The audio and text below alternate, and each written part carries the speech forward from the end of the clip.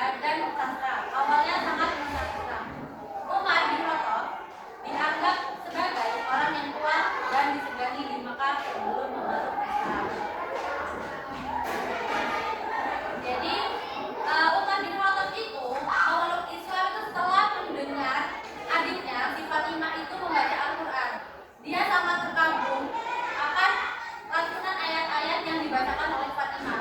Dia sangat menyentuh di hatinya dan akhirnya dia itu memutuskan untuk memeluk agama Islam karena dia sudah mendengar Fatimah membaca ayat tersebut. Keislamannya memperkuat barisan kaum muslimin. Hidayah Allah Subhanahu wa taala mengubah Umar bin Khattab menjadi salah satu pendukung Islam yang paling bersemangat. Umat Islam sangat dikuatkan oleh Islam yang dianutnya. Sifat teladan Umar bin Khattab itu dia tegas dan berani dalam menegakkan kebenaran. Dia juga adil dan bijaksana dalam memimpin, sederhana dan zuhud dalam kehidupan.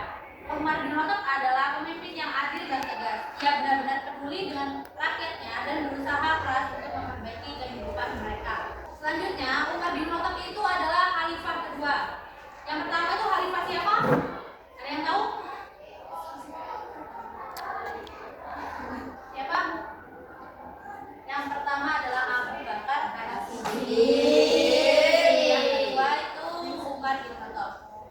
Dibait menjadi khalifah setelah wafat Abu Bakar As-Siddiq, memperluas wilayah kekuasaan Islam hingga Persia, Mesir, dan Syam, mengembangkan sistem keuangan negara yaitu Baitul Mal. Bagi umat Islam, masa di bawah pemerintahan Umar bin Khattab merupakan masa keemasan wilayah Islam dengan cepat dan terstruktur politik yang terorganisasi dengan baik pun bentuk. Jadi, selama menjadi khalifah, Umar bin Khattab itu mempunyai pencapaian. Yang pertama, membentuk kalender Hijriah. Yang kedua, membangun kota-kota baru seperti Kufah dan Basrah. Yang ketiga, mengembangkan sistem irigasi untuk pertanian. Yang keempat, mengatur sistem pengajian bagi tentara dan pegawai negara. Salah satu dari sekian banyak sumbangan penting Umar bin Khattab bagi Islam adalah sistem kalender yang masih digunakan hingga saat ini. Jadi kalender yang kita gunakan saat ini itu pencapaian yang telah dilakukan oleh Umar bin Khattab. Selanjutnya, kisah Umar bin Khattab yang berkeliling malam untuk melihat kondisi rakyatnya. Umar bin Khattab yang menangis saat mendengar ayat Al-Quran. Umar bin Khattab juga yang memberikan makan kepada seorang ibu tua dan anak-anaknya yang kelaparan. Selanjutnya, wafatnya Umar bin Khattab itu pada usia 63 tahun. Itu pada tahun 644 Masehi. Beliau dimakamkan di samping makam Rasulullah SAW dan Abu Bakar As-Siddiq. Jadi Umar bin Khattab itu dimakamkan di sebelah Rasulullah dan di sebelahnya Abu Bakar.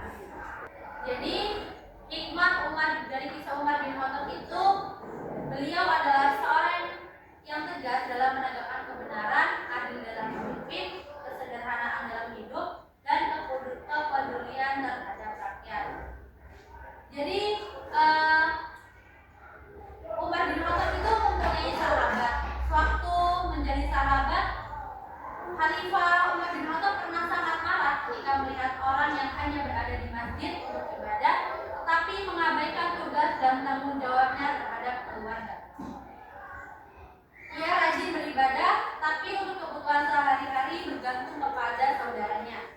Beliau bertanya, kenapa kamu berdiam diri di masjid dan tidak bekerja untuk mencari rezeki dari Allah? Jawab orang tersebut, wahai Khalifah, kebutuhan sehari-hariku sudah dipenuhi oleh saudaraku.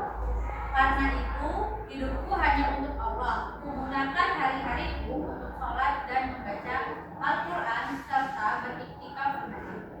Mendengar jawaban tersebut, Khalifah berkata, kalau begitu, pahala saudaramu lebih besar daripada pahalamu. Sebab kamu tidak mungkin bisa menjalankan ibadah di masjid seperti ini tanpa ada bantuan dari saudaramu yang setiap hari bekerja untuk mencukupi kebutuhan dirinya dan kebutuhanmu. Jadi sampai sini ada yang ditanyakan. Kalau gitu, materi bab 3 kita kan tentang keseimbangan hidup di dunia dan di akhirat. Jadi, ibu minta kalian itu berdiskusi dari kisah Umar bin Khattab yang ada di halaman 68. Itu kalian buat kayak apa sih keseimbangan yang ada di dalam sini, keseimbangan antara hidup di dunia dan di akhirat. Kelompoknya kalian bentuk sendiri.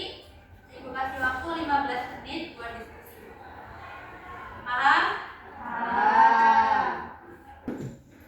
Baik, waktunya sudah habis. Silahkan kalian diskusikan di depan hasil dari kerja kalian. Ayo, silakan.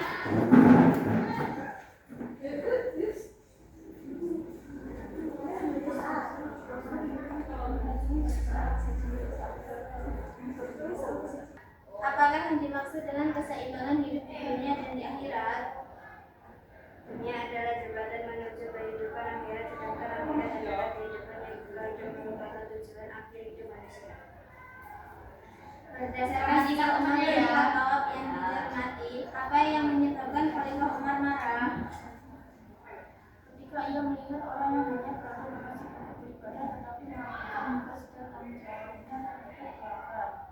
Ia rajin beribadah tapi untuk kebutuhan sehari-harinya bergantung pada saudaranya. Mengapa pahala orang ibadah justru sedikit dibanding orang yang bekerja? Sebab tidak mungkin bisa menjalankan ibadah di masjid seperti ini tanpa ada bantuan dari saudaramu yang setiap hari bekerja untuk mencukupi kebutuhan dunia dan kebutuhan. Bagaimana penerapan pola hidup yang seimbang antara kehidupan di dunia dan di akhirat apabila dihubungkan dengan kisah tersebut? Yang pertama, rajin menjalankan ibadah di masjid. Yang kedua, bekerja untuk mencukupi kebutuhan. Yang ketiga, bertanggung jawab terhadap keluarga. Sekian presentasi saya dan ucapkan terima kasih. Silakan mulai. Terima kasih. Beri tepuk tangan.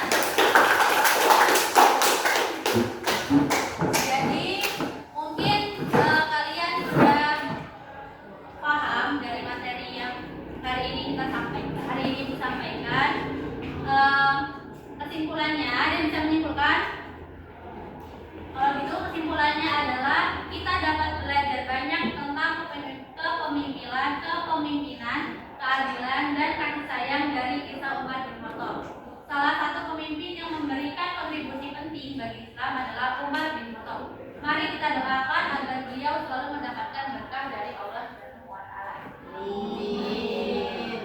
Mungkin cukup sekian pembelajaran pada hari ini. Saya akhiri. Wassalamualaikum warahmatullahi wabarakatuh.